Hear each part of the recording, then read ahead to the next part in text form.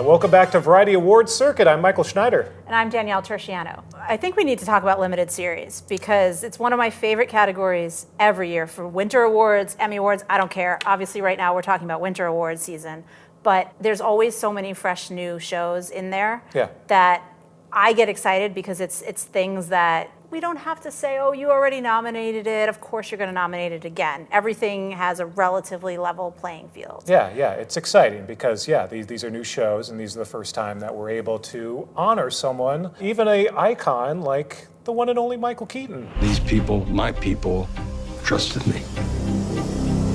Dopesick is a great place to start. Obviously, Michael Keaton's new Hulu limited series about the opioid crisis. And, he's been celebrated before on the film side of ballots at things like Critics' Choice and Golden Globes and Screen Actors Guild when it comes to ensemble.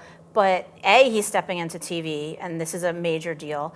And B, he's surrounded by so many greats. People that really bring humanity and life to effectively a news headline, like some very dark stories about addiction and what it's doing to ravage families and communities, and the people who are guilty, literally guilty by putting these things into people's hands, and then the people like Michael's character who feels guilty because he's a doctor and he prescribed it and he didn't know how bad it was going to get. And the actors who play the Sackler family, who of course are the villains at the center of this in real life and also in the miniseries, we learn a lot. I learned a lot about the origins of the opioid crisis and just how awful this one family was in sort of instigating it, and to this day won't take responsibility for it. And so this is not only a really well done series, the way they use flashbacks and flash forwards, but a really informative series. So I think we're going to see a lot in the award space in the coming months for Dopesick. Definitely.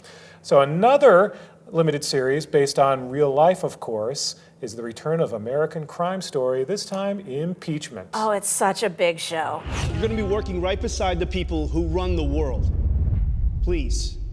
Be professional. Obviously beloved and has won so many awards for its first 2 seasons. Through line is Sarah Paulson, who is now back and eligible as Linda Tripp. And Linda Tripp's a very polarizing character, to say the least, but I think what everybody agrees on is that Sarah is so good in the role. She always is. And again, it's not just Sarah's show. She's surrounded by great people: Beanie Feldstein, Clive Owen, Edie Falco, Annalee Ashford. I feel like where that show really shines is in the ensemble cast. And I lament this every year, but I really wish the Screen Actors Guild Awards would add that limited series ensemble. They're going to have to, because again, we're talking about the ensemble for Dopesick. Exactly. We're talking about the ensemble for Impeachment, and these are some of the best ensembles out there in television, period, right now. So it's unfortunate that there's not that category, but at least individually these folks can be awarded, and of course these shows can be awarded in other award shows too. They threaten to split votes, right? Because you're not going to vote for everybody in Impeachment individually, and that's the one thing why I keep saying that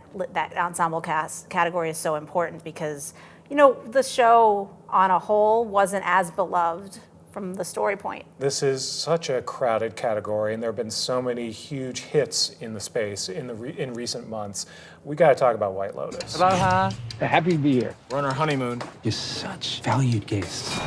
Welcome to the White Lotus. That was a show that we were all talking about. The smart aspect of HBO doling it out week to week meant that we were obsessing over it for weeks on end. And then that cast, Jennifer Coolidge. Who feels like she should have been winning these awards for years and hasn't. And I'm like, this has to be her time. It has to be. I have nothing else to say other than that. And then Murray Bartlett. It has to be his time. That's a character actor who just killed it. I expect more good things from him in the future, but I think he definitely needs to be recognized for just playing that character. Everybody was talking about Mike White and what came from his brain. Embarrassment of riches for HBO, because obviously White Lotus will be competing against Mare of Easttown. See this yet? Big write-up in the Tribune. I'm going to frame it and hang it up in your office. Yeah, please, Jim. We've talked a lot about Mare of Easttown. I think everybody knows it's beloved. It won a number of Emmys, and I think had Queen's Gambit not been in the running, it would have won the limited series Emmy. But Queen's Gambit finished its run, and now Mare is front and center, and Kate Winslet is alone such a beloved player by so many of these organizations that really feels like, even though we've been talking about it for so long, there's no way, we're not going to continue talking about it for another few months. And I'm fine with that because, again, it means we get to talk about Jean Smart again as well. She continues to be a double threat with both that and Hacks, at least in the Winter Awards space. Speaking of people who I feel like we've been talking a lot about lately, just because he's also in Dune, is Oscar Isaac. So, Scenes from a Marriage. Yeah. What is it? I think that because of it being a two-hander with him and Jessica Chastain, I feel like that to me screams, look at these performances. Obviously these voting groups they've been nominated for a number of these awards before. Because it's so emotionally raw, I wonder if everybody is able to sit down and finish it. And we've found that that's kind of an issue with a number of, especially limited series, that dive into some really tough subjects that are really well done, but nonetheless might be a barrier to entry for some voters. The Underground Railroad, Yeah, of course, I was just going to say. What does it run away and never return? We all hoped that it would do a little bit better at the Emmys than it did. The only, major above-the-line awards that it was nominated for were limited series and then directing for Barry Jenkins. And I'm not saying that's not a great accomplishment, but I was thinking that there would also be some acting nominations in there, writing, and there weren't. And I'm hoping that these voting bodies will give it a shot. I mean, they've had more time to digest it than the Emmy voters did, and I feel like that time helps because I didn't think that was a show you could just sit down and binge. It would do a disservice to the content. You needed to really think about what you were watching and not just say, okay, on to the next one.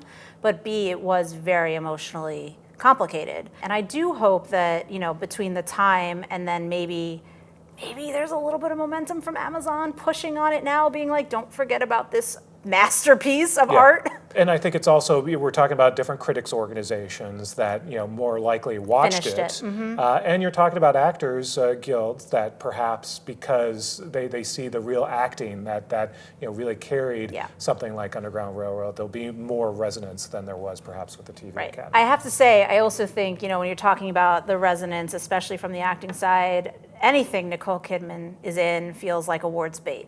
And this time around, she has 9 Perfect Strangers on Hulu. Welcome to Tranquil House. It was a quiet, slow burn, but some interesting acting choices by some of these stars. Yeah, if you did get to the end, Regina Hall had some really major moments at the end. Melissa McCarthy. Yeah. I mean, it just bringing me back to that limited series ensemble. There's always so many options for this category. And I know we've talked about it in the past. What do you do with TV movie when it's in its own category and it has nothing? And I just want to use this opportunity to say, look at all of these strong contenders. They won't all make it in. We can never combine these categories again. Yeah. All right. Well, justice for the limited series ensembles. And I think we're going to have to leave it there. Please do go to Variety.com and check out all of our latest coverage of the awards space, every category, every star, every show. For now, I'm Michael Schneider. I'm Danielle Turchiano. Thanks for watching.